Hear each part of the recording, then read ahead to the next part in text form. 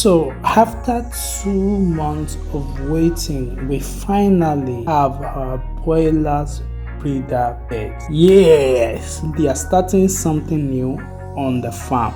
We have our layers already that will be giving us egg every now and then. Today, April 13th, 2023, they brought our breeder beds. That means in 6 months' time, we are going to be having eggs that will be giving us broilers, and we are going to be taking them to the hatchery to hatch them and start selling broilers to clients and people. And if you want to buy, we are going to be having our broilers in the market in 6 months' time. This is my sister-in-law counting the number of beds that is being brought. We have a total of 250 broilers breeder here.